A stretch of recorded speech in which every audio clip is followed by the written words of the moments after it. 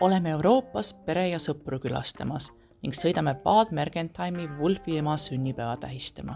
Bad Mergentheimist 40 kilomeetri kaugusel on Saksa muinasjutulinn Rottenburg, mis on turistide poolt armastatud oma hästi säilinud keskaegse arhitektuuri tõttu.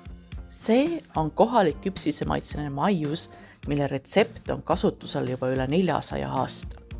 Ja loomulikult leiab suveniiripoodidest igas mõõdus käokellasid. Ka kohalikud vorstid tuleb ära proovida. Kuigi praegu on südasuvi, on kuulus jõuluehete pood alati avatud.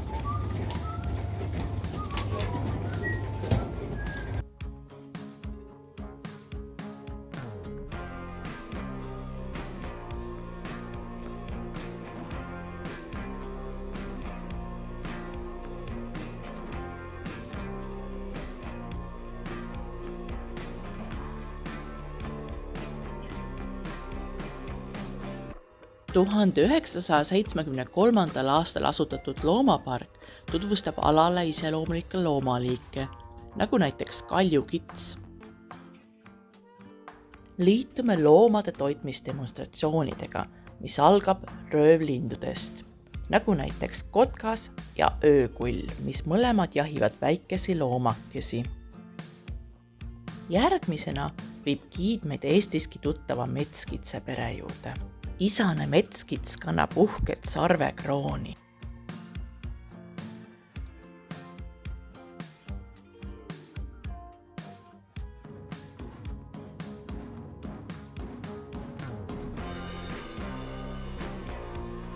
Saarmas on poolveelise eluviisiga väike kiskja, mis toitub peamiselt kalast.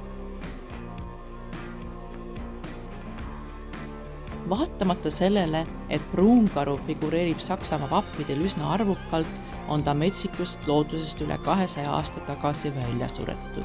Kuigi pruunkaru on kasvult meie metsade kõige suurem kiskja, on ta tegelikult segatoiduline ning tema dieet koosneb 90% ulatuses hoopis taimedest.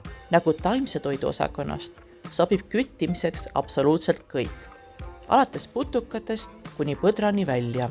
Euroopa suurim röövlind on raisakotkas, kes toitub peamiselt raibetest. Raisakotkas on Eestis eksikülaline ning ka Saksamaa aladelt on ta peaaegu kadunud. Selline huvitav labürint on siia ehitatud põdra vaatluseks. Põder aga puhkab rohus. Hundid meelitatakse välja värske lihaga. Aktiivse küttimise tulemusena olid hundid Saksamaal 100 aastat välja surnud.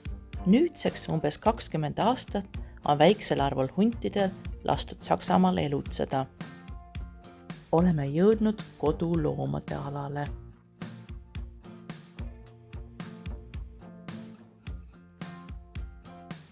Koduloomade demonstratsioonil hüppavad ringi küülikud, paterdavad ringi haned ja kalkunid ning toidetakse kanu.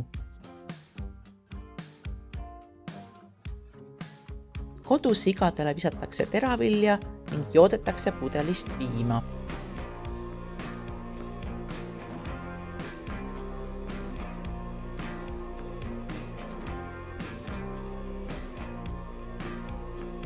Taluköögis elutseb paks rott. Aedikutes on pidamisel lihaveised, eeslid, kitsed ning erinevat liiki sead.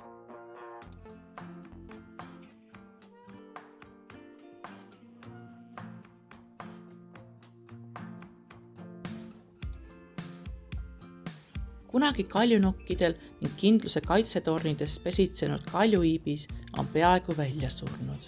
Põhja-Ameerikast sisse toodud pesukaru tunneb end Saksamaal aga väga koduselt. Pärast viimast jääaega piirdub polaarrebase leviala vaid arktilise tundraga. Tema suurimaks konkurendiks on punarebane, kelle levik aina laieneb. Sarnaselt teistele kiskjatele on Saksamaal ilveseid vähe.